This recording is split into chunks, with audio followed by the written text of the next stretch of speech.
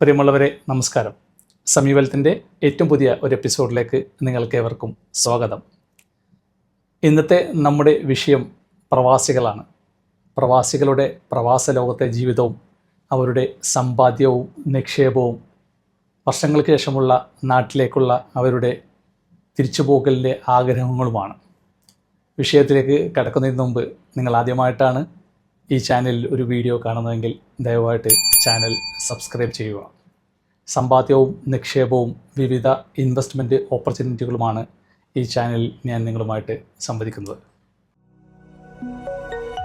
നമ്മളിൽ ബഹുഭൂരിപക്ഷം വരുന്ന പ്രവാസികളും ഒരു 2 വർഷം അല്ലെങ്കിൽ ഒരു 3 വർഷം ഗൾഫിൽ പോയി ജീവിച്ച് ഒന്ന് ലൈഫ് സെറ്റിലായതിനു ശേഷം നാട്ടിലേക്ക് ചേക്കേറാം, അല്ലെങ്കിൽ നാട്ടിലേക്ക് നമ്മുടെ നാടിൻ്റെ ആ ഒരു ജീവിതത്തിലേക്ക് തിരിച്ചു പോകാം എന്നുള്ള സ്വപ്നവുമായി വരുന്നവരാണ്.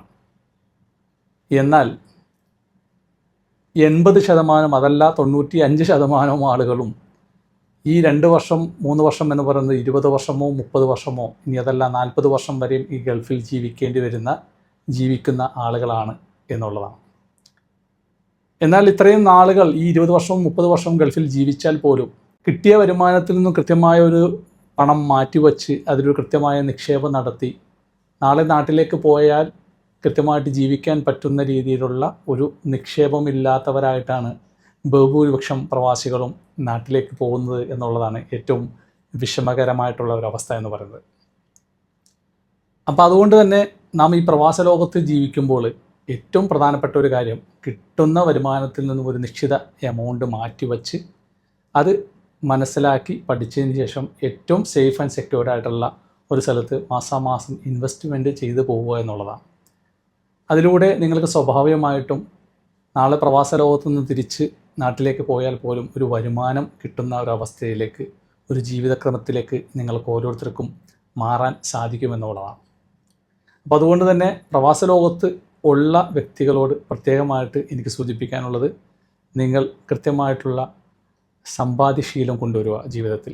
ആ സമ്പാദ്യശീലത്തിലൂടെ ഒരു കൃത്യമായ നിക്ഷേപശീലവും ജീവിതത്തിൽ കൊണ്ടുവരിക എന്നുള്ളതാണ്. പല പ്രവാസികളുമായിട്ട് ഞാൻ ഈ കാര്യങ്ങളെല്ലാം ഡിസ്കസ് ചെയ്യുമ്പോൾ പലരും പറയുന്ന ഏറ്റവും വലിയൊരു കാര്യം, 10-20 വർഷമായി 10-30 വർഷമായി 1-2 കൊല്ലത്തിനുള്ളിൽ നാട്ടിലേക്ക് പോകണം, അപ്പോൾ അതുകൊണ്ട് ഇനിയൊരു സേവിങ്ങും ഇൻവെസ്റ്റ്മെൻറ്റൊന്നും പ്രാക്ടിക്കലി നടക്കില്ല, നാട്ടിൽ പോയിട്ട് എന്തെങ്കിലും ചെറിയ ഒരു ഇടപാട് ചെയ്ത് ജീവിക്കണമെന്നാണ്.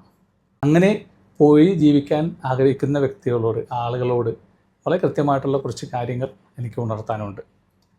വളരെ ശ്രദ്ധിക്കേണ്ട ഏറ്റവും പ്രധാനപ്പെട്ട ഒരു കാര്യം, പല ആളുകളും ഇവിടെ ചെയ്യുന്ന ഒരു ജോലി ഉണ്ടാവും. ചിലപ്പോൾ ഒരു സ്ഥലത്ത് ഒരു അക്കൗണ്ടൻ്റ് ആയിരിക്കും, അതല്ലെങ്കിൽ ചെറിയൊരു ഓഫീസിൽ ഒരു അഡ്മിനിസ്ട്രേറ്റർ ആയിരിക്കും, അതല്ലെങ്കിൽ ഇവിടെ ഒരു ടെക്നിക്കൽ ജോലി ചെയ്യുന്ന വ്യക്തിയായിരിക്കും, അതല്ലെങ്കിൽ ഒരു പ്രൊഫഷണലി ഒരു ഹൈ എൻഡ് ആയിട്ടുള്ള ഒരു ജോബ് ചെയ്യുന്ന വ്യക്തിയാവാം. ഇത്തരത്തിൽ ഡിഫറൻ്റ് ആയിട്ടുള്ള പ്രൊഫൈലുകൾ കൈകാര്യം ചെയ്തിരുന്ന വ്യക്തികളായിരിക്കാം നിങ്ങൾ ഗൾഫിൽ. പക്ഷേ പല ആളുകളും നാട്ടിലേക്ക് പോയിട്ട് ഈ കഴിഞ്ഞ 20 വർഷം 30 വർഷം ചെയ്ത ജോലി അല്ല നാട്ടിൽ പോയിട്ടൊരു ബിസിനസ്സായിട്ടോ അതല്ലെങ്കിൽ ഒരു ജോലിയായിട്ടോ ചെയ്യുന്നത് എന്നുള്ളതാണ്. ഇത് തന്നെയാണ് അധികം പ്രവാസികൾക്ക് നേരിടുന്ന, ഈ പ്രവാസ ലോകത്ത് നിർത്തി നാട്ടിൽ സെറ്റിലാവാൻ പോകുന്ന പല പ്രവാസികളും ചെയ്യുന്ന ഏറ്റവും വലിയ ഒരു മിസ്റ്റേക്ക് എന്ന് പറയുന്നത്.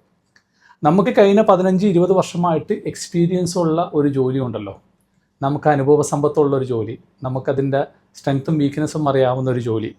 അപ്പോൾ കഴിയുന്നതും നമ്മൾ എന്ത് ജോലിയാണ് ഈ 15-20 വർഷം ചെയ്തത്, അതേ ജോലിയുമായിട്ടുള്ള കണക്ട് ചെയ്തിട്ടുള്ള ഒരു ജോലിയോ അതേ ജോലിയുമായിട്ട് കണക്ട് ചെയ്തിട്ടുള്ള ഒരു ബിസിനസ്സോ നിങ്ങൾ നാളെ നാട്ടിൽ സെറ്റിലായപ്പോൾ ചെയ്താൽ തീർച്ചയായിട്ടും അത് നിങ്ങളിൽ വലിയ മാറ്റം ഉണ്ടാവും. പൊതുവെ സംഭവിക്കുന്നത്, പല പ്രവാസികളും ഇവിടെ ചെയ്തിരുന്നത് ഒരു ജോലിയാണ്, നാട്ടിൽ പോയിട്ട് തുടങ്ങുന്ന ജോലിയോ അതിൽ ചെയ്യുന്ന ബിസിനസ്സോ ഒരു മുൻപരിചയമില്ലാത്ത ഒരു ബിസിനസ്സിലേക്ക് കിടക്കുന്നു. അപ്പോൾ അത് കഴിഞ്ഞ് കുറച്ച് ആൾ 1-2 കൊല്ലം നിന്ന് കുറച്ച് റോളിങ്, പിന്നെ ടൈറ്റ് ആവുന്ന ബിസിനസ്, പിന്നെ അത് കഴിയുമ്പോൾ അത് റോളിങ്ങിലേക്ക് പോകുന്നു, കടങ്ങളിലേക്ക് പോകുന്നു, വീണ്ടും തിരിച്ച് പ്രവാസ ലോകത്തേക്ക് തിരിച്ചു വരുന്നു.